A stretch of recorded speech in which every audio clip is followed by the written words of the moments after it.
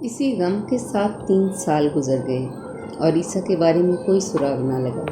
ایک روز ابراہیم چچا بیٹھ کر عیسیٰ کی ماں کو سمجھانے لگے، نیک بخت پتہ نہیں خدا کی کیا رضا ہے، وہ ہمارا امتحان لے کر ہمارے صبر کو آزما رہا ہے۔ ہماری زندگی کا کوئی بھروسہ نہیں، ہم عیسیٰ کے غم کے ساتھ پتہ نہیں کتنا جی لیں گے۔ اپنے ہاتھ سے باقی دونوں بیٹوں کے فرض ادا کرو۔ خالہ فاطمہ کی آنکھوں سے آنسو جھڑی کی طرح بہنے لگے، لیکن انہوں نے بھی اسی میں مصلحت سمجھی کہ ہم رہیں نہ رہیں، بچوں کی زندگی کو آگے بڑھائیں۔ ساتھ ہی ساتھ یہ سوچ بھی پریشان کرتی کہ عثمان کا خیال کون رکھے گا۔ آج نہ صحیح 5-6 سال تک آخر زینب کی بھی شادی کرنی تھی، لیکن بڑے صبر کے ساتھ آگے بڑھے تو بچوں کی خوشی کی خاطر ان کا رشتہ ڈھونڈنا شروع کر دیا۔ اور آج وہ وقت بھی آ گیا جب دونوں بھائیوں کی باراتوں نے رخصت ہونا تھا۔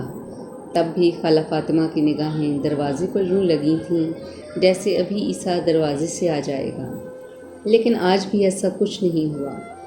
رقیہ گود میں اپنے 1 سال کے بیٹے کو اٹھائے ہوئے امی کی طرف آئی اور اسے امی کو پکڑا دیا تاکہ امی کا ذہن بہل جائے۔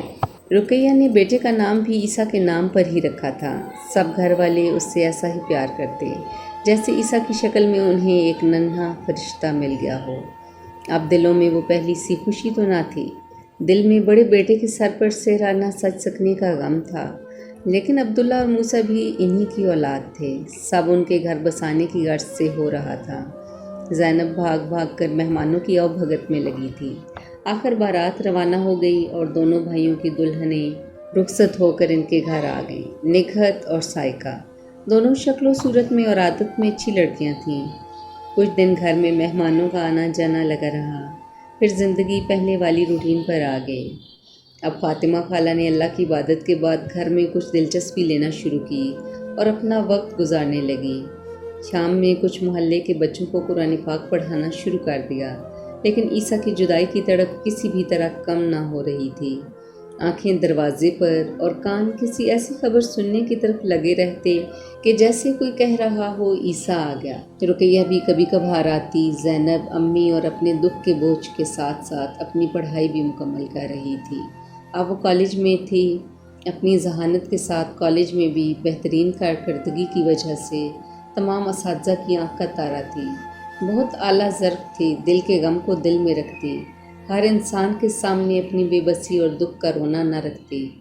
گھر واپس آ کر کچھ وقت امی کے ساتھ رہتی، کبھی بھابھیوں کے کام کاج میں ہاتھ بٹاتی، اور شام میں جب ابو گائے بھینسوں کے باڑے کی صفائی کروا رہے ہوتے تو ان کے پاس جا کھڑی ہوتی۔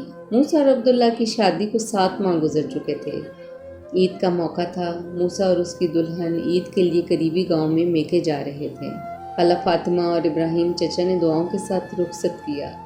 خالہ فاطمہ گھر کے خالص دودھ کی بنی مزیدار کھیر ڈبے میں ڈالے ہوئے دلہن کے پاس لے آئیں اور اس کے ہاتھ میں تھما دی۔ یہ ساتھ لے کر جاؤ۔ وہ کہنے لگی، اماں رہنے دیں۔ انہوں نے کہا، نہیں بیٹا، وہاں بھی سب چکھ لیں گے۔ وہ دونوں گھر سے موٹر سائیکل پر نکلے۔ عبداللہ اور اس کی بیوی گھر پر ہی رکے۔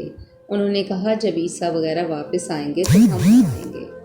وہاں پہنچ کر موسیٰ نے اپنے پہنچنے کی اطلاع دی تو امی کو کچھ سکون ہو گیا۔ اگلے روز شام میں انہیں واپس آنا تھا۔ شام نکلتے نکلتے انہیں دیر ہو گئی۔ کچے کا رستہ تھا، کم گاڑیاں شام میں نکلتی تھیں۔ رستہ ویران اور خطرناک تھا۔ آج کل رہزنی کے واقعات بھی ہو رہے تھے۔ دیر ہونے پر سب نے روکنے کی کوشش کی، لیکن موسیٰ نے کہا، خیر ہے، اللہ مالک ہے، پھر آ جائیں گے۔ آخر سب نے نہ چاہتے ہوئے بھی بھیج دیا۔ جس کا ڈر تھا آخر وہی ہوا۔ رستے میں کچھ بڑے بڑے پتھر رکھے تھے۔ موسیٰ خطرے کو بھانپ گیا اور رستے سے ہٹ کر موٹر سائیکل کو تیزی سے نکالنے لگا۔ اسی دوران چند لوگ روڈ پر بھاگ کر آ گئے جو نقاب پوش تھے۔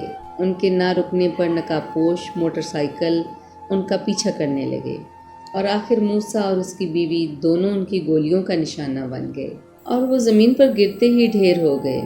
بہت زیادہ خون بہہ جانے کی وجہ سے ان کی زندگی بچ نہ پائی۔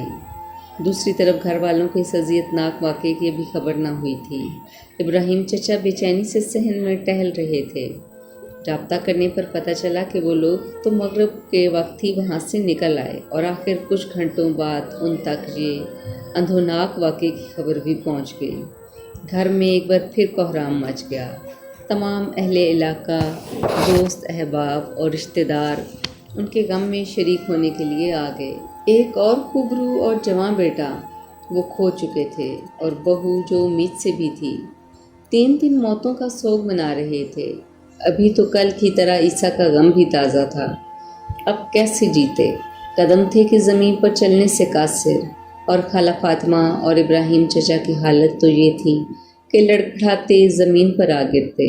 لیکن ابھی زندگی ختم نہ ہوئی، اور گزرتا وقت اس زخم پر بھی مرہم رکھ رہا تھا۔ پھر وہ بے جان وجود کو گھسیٹ گھسیٹ کر زندگی گزار رہے تھے، لیکن اس آزمائش سے گزرنے کے لیے انہیں بے پناہ صبر کی ضرورت تھی۔ عثمان بھی ماں باپ کو روتا دیکھ کر بے چین بچے کی طرح تڑپتا۔ شاید وہی تھا جس کی بے چینی کو کم کرنے کے لیے ایک بار پھر سب گھر والوں کو دوبارہ زندگی کی طرف لوٹنا پڑا۔